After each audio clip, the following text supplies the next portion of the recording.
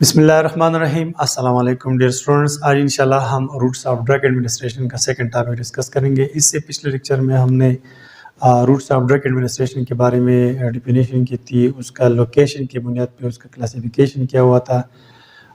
मतलब फिर रूट्स हमारे साथ दो किस्म के हैं, एक है लोकल रूट और दूसरे किस्म का है सिस्टमिक रूट। तो लोकल रूट्स के बारे में हमने पिछले लेक्चर में तफसील से बात की है, वहाँ पर जाके वो लेक्चर आप देख सकते हैं। आज इंशाल्लाह हम सिस्टमिक रूट के बारे में डिटेल से बात करते हैं। अब सिस्टमिक रूट क्या है? सिस्टमिक रूट का मतलब ये है कि सपोज़ ये हमारे साथ एक पेशेंट है और इस पेशेंट को कोई प्रॉब्लम, कोई मसला, कोई बीमारी है और ये है ड्रग। तो ये ड्रग हम इस पेशेंट को देते हैं सिस्टमिक रूट के ज़रिए। अब सिस्टमिक रूट का मतलब ये है कि ये पेशेंट है, इस पेशेंट से मैं ये एक ब्लड वेसल दे रहा हूँ, इसका ब्लड वेसल है। इस ब्लड वेसल में क्या है? इसमें अंदर ब्लड है, ठीक है। तो ये जो ड्रग है, ये ड्रग इस पेशेंट की इस ब्लड में शामिल हो जाएगा। ये ड्रग आके इस ब्लड में शामिल हो जाएगा। जब ये ड्रग आके ब्लड में शामिल हो जाता है तो ये ड्रग फिर अपने ख़ास टारगेट सेल में इस ब्लड के ज़रिए सफ़र करके वहाँ पर पहुँच सकता है और वहाँ पर अपना काम कर सकता है। मतलब जो काम है, जिस पर्पस के लिए हमने ड्रग दे दिया पेशेंट को, तो वहाँ पर ये ड्रग जाके अपना काम शो करेगा। तो फिर ये जो सिस्टमिक रूट्स हैं, ये भी हमारे साथ मज़ीद दो किस्म के हैं, एक है एंटेरल रूट्स और दूसरा है पेरेंटल रूट्स। तो आज का हमारा टॉपिक है एंटेरल रूट्स। इस एंटेरल रूट में मतलब ये जो एंटेरल लफ्ज़ है, एंटेरल का मतलब है हमारे साथ इंटेस्टाइन। इंटेस्टाइन, ठीक है। इंटेस्टाइन का मतलब ये है कि ये जो हमारा डाइजेस्टिव सिस्टम है, मतलब एलिमेंट्री कैनाल या डाइजेस्टिव सिस्टम, इसके तरफ इशारा है। तो एंटेरल रूट फिर हमारे साथ मज़ीद तीन किस्म के हैं, एक है ओरल रूट, दूसरा है सबलिंगुअल रूट और तीसरा है रेक्टल रूट।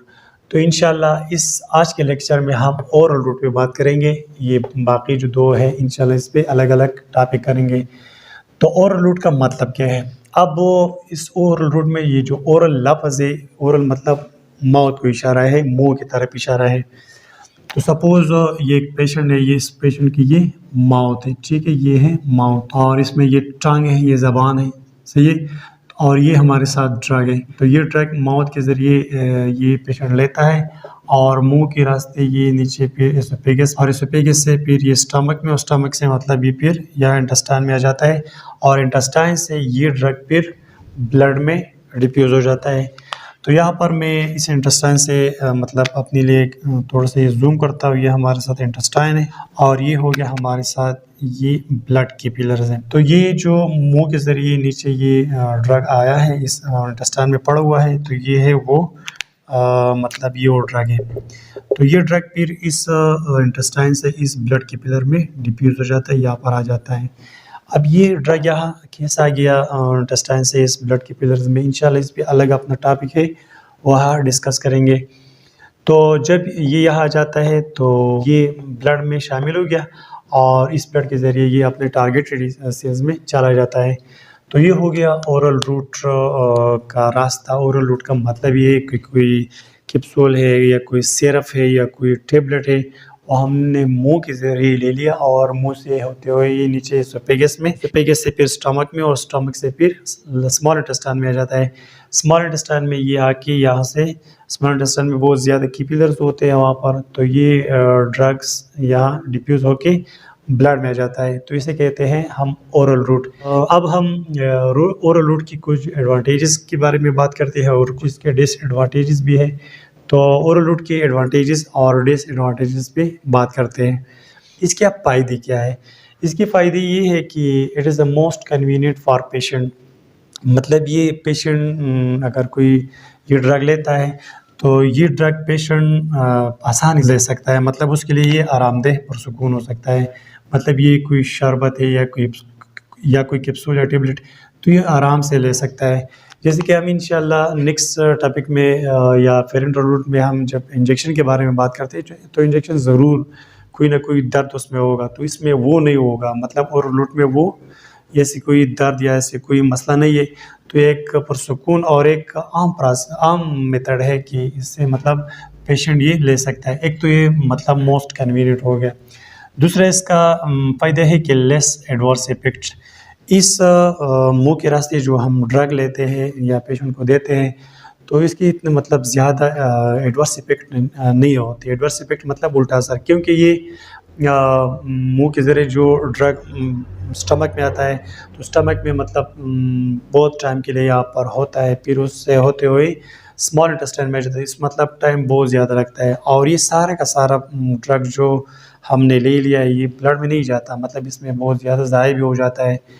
तो ओरल के ज़रिए या मुँह के ज़रिए जो हम ड्रग लेते हैं, इसके इतने ज़्यादा एडवर्स इफ़ेक्ट्स नहीं होते, क्योंकि ये तो आहिस्ता-आहिस्ता मतलब ब्लड में शामिल हो जाता है। देखिए ये टैबलेट है या कैप्सूल है, ये यहाँ से होते हुए स्टमक में आ गया, स्टमक में मतलब कुछ टाइम के लिए यहाँ पर इसकी तोड़-फोड़ हो जाती है, और फिर यहाँ से होते हुए मतलब स्मॉल इंटेस्टाइन में ये जब डिफ्यूज़ होता है, तो इसमें काफ़ी टाइम लग जाता है। तो इसके इतने एडवर्स इफ़ेक्ट या गलत असर या उल्टा असर इतना ज़्यादा नहीं होगा बनिस्बत फेरेंट्रोलूट। इंशाल्लाह तो वहाँ वो डिस्कस करेंगे। और इसके बाद है नो स्टरलाइजेशन। स्टरलाइजेशन मतलब हम जरासीम से पाक करने के अमल को हम स्टरलाइजेशन कहते हैं। तो इस ओरल रूट या मुँह के ज़रिए जो हम कोई टैबलेट देते हैं या कैप्सूल या सिरप वगैरह, इसमें मतलब स्टरलाइजेशन की इतनी ज़रूरत नहीं है। अगर कोई सिरप है वो चम्मच से आप लेते हो, तो चम्मच सिर्फ गर्म पानी से धो लो, इतना मतलब इसमें कोई ज़रूरत नहीं है स्टरलाइजेशन की। अच्छा, तो ये हो गया इसके एडवांटेजेस कि ये मतलब एक पुरसुकून है, मतलब पेशेंट ये आसानी से ले सकता है, इसमें पेशेंट को लेने में इतनी दर्द या तकलीफ़ वगैरह नहीं है। दूसरा ये है कि इसमें एडवर्स इफ़ेक्ट इतने ज़्यादा नहीं होंगे, लेस एडवर्स इफ़ेक्ट ये हो सकते हैं, और इसकी स्टरलाइजेशन की भी ज़रूरत नहीं है इस प्रोसेस में। अच्छा, एडवांटेजेस के बाद हम इसके डिसएडवांटेजेस की बात करते हैं।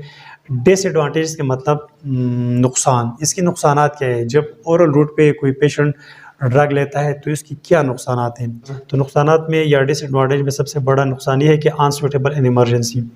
अगर कोई पेशेंट है, सपोज़ ये पेशेंट है और इस पेशेंट को मतलब बहुत सीवियर दर्द है, या कोई मतलब एक्सीडेंट हो चुका है, या मतलब इमरजेंसी मीन्स कि वो बिल्कुल बहुत ज़्यादा अनस्टेबल है, ख़राब है, मतलब मौत के करीब है, तो उस वक़्त ओरल ड्रग फिर काम नहीं करता। मैंने आपसे पहले बताया कि आहिस्ता-आहिस्ता इसका डाइजेस्टिव सिस्टम में ब्रेकडाउन होता है, और फिर आहिस्ता-आहिस्ता ब्लड में आ जाता है, तो मतलब बहुत ज़्यादा टाइम लेता है।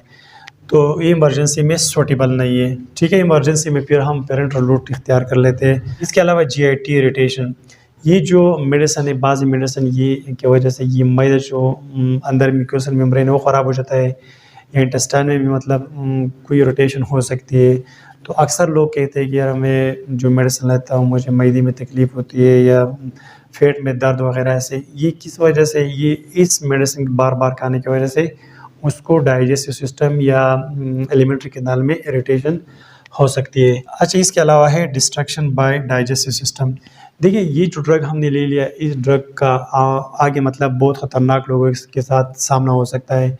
इस मैदे में मतलब मुख्तलिफ डाइजेस्टिव मतलब वो गैस्ट्रिक जूस है, और नीचे इस इंटेस्टाइन में मतलब मुख्तलिफ डाइजेस्ट एंजाइम है, तो इस एंजाइम की वजह से इस ड्रग का मतलब तोड़-फोड़ होती है, और इसमें मतलब ख़राब कर देता है।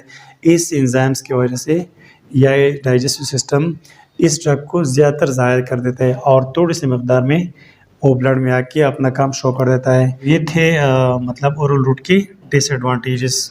Nu da show زموږ سره نننی ټاپک د سیستمیټک روټ په اړه کې. سیستمیټک روټ ما تاسو ویل چې یو پیشنټ کوم ډرګ دی هغه ډرګ به ډایرکټ بلډ ته وړي او د بلډ په ذریعه په خپل مخصوص ټارګټ ځای ته ځان رسوي. نو سیستمیټک روټ زموږ په دوه قسمه باندې، یو د انټیریور روټ او بل د فیرنټرل روټ. دلته موږ انټیریور روټ باندې خبره وکړه. انټیریور روټ مطلب انټیریور ته کې انټسټاین ته اشاره ده، مطلب زبر ټوټل د الیمنټری کینال د دې ته اشاره ده چې دې په ذریعه باندې به مونږ یو ډرګ ورکو او د دې ځای نه به بلډ ته وړي. د انټیریور روټ بیا زموږ سره په مزید په درې قسمه دی: اورل روټ، سبلینګوال روټ او ریکټل روټ. نن دې مونږ په اورل روټ باندې خبره وکړه. اورل روټ مطلب دا چې د خولې په ذریعه باندې کوم ډرګ یا دوايي ته واخیسته، هغه لاړې دننه معدې ته، د معدې نه ورکوټو کولمو ته، ورکوټو کولمو نه به بلډ ته وړي. کلیر؟ نو د اورل روټ مونږ لږې څه فایدې ویلې. فایدې دغه دوه دي چې مطلب دا یو آرامده او یو پرسکون طریقه ده چې په دې کې مطلب دوايي خوړلو کې، دوايي اخیستلو کې مریض ته تکلیف نه وي. بنسبت د انجکشن د دې دومره زیات ایډورس افیکټ هم نه ځکه چې دا ډېر په قلاره معده کې پراته وي، معدې نه بیا په قلاره کولمو ته ځي، د کولمو نه مطلب بیا دا بلډ ته وړي، نو د دې دومره زیات ایډورس افیکټ نه وي. او نو سټرلایزیشن دله د صفایي هم دومره ضرورت د شربت نو چمچ ولې وینځه په ګرمو اوبو بس شربت په اوسکا یا ګولۍ دي یا کپسول یا مطلب د خولې ته ورته اوبه پسې وسکه. د دې نه بعد بیا موږ د دې د ډیس ایډوانټیج خبرو کړه، د دې نقصانونو چې موږ اورل روټ استعمالو پر اساس خوله باندې دوايي خورو دي بس نقصانونه دا دي چې دلته په ایمرجنسي حالات کې ته مریض لا اورل روټ باندې دوا نه شور کولای. لکه پر اساس یو کس ته او پاغه هیزه ده الټي د ستونې دی پی نو ته مطلب په خولې باندې هغه دوايي نه شور کولای، هغه ته په ټیک ټاک پیرنټل روټ ته ځي.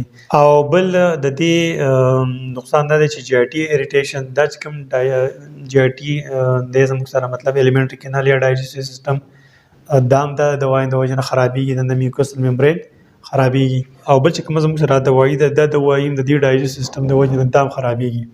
نو دا شو زموږ سره نه ټاپک سیستمیک روټ کې زموږ سره پاینټر روټ کې بیا زموږ سره اورل روټ. ان شاء الله بیا ملاقات کی. تھینک یو، الله حافظ.